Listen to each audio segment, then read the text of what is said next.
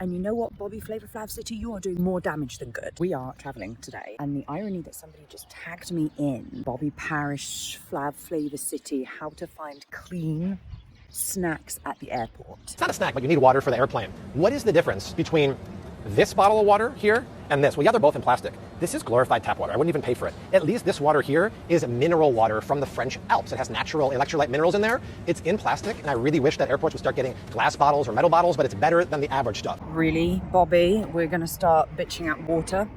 Water. Also, if you hadn't figured it out, I am walking the boys whilst I chat to you, and this is just a gentle reminder that if you have four-legged fur friends that need walks, do pick up after them. Be a responsible person. So let's go find some savory snacks here. You might think something like this is going to be healthy, but like all snacks, it's cooked in sunflower oil, which is to be avoided. But right next to it, grass-fed beef jerky for the win. Do I hate the name Skinny Pop? Absolutely, just because of the word skinny. But somebody that wants to have popcorn, in my opinion, is not going to then pick up beef jerky. I mean, I haven't looked at the ingredients on that popcorn, but I'm assuming that one might be vegetarian and the other might not.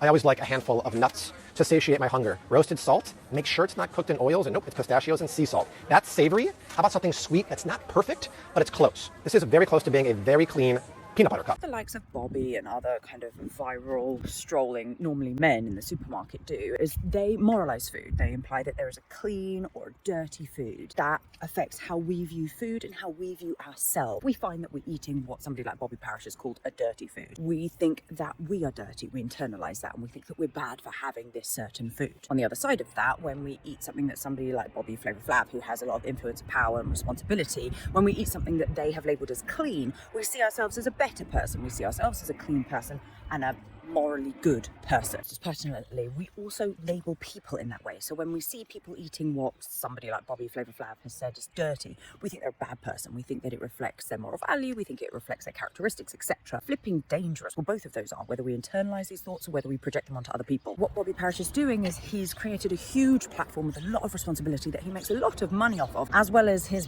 Bobby approved app, which literally means jack shit, by the way, because he has no credentials. He's not a registered dietitian. He's not a registered nutritionist.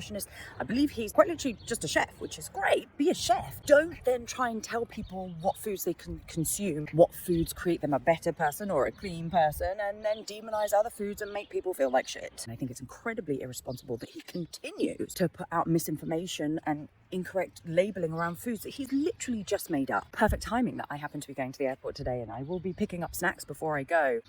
Chances are they're not going to be Bobby approved.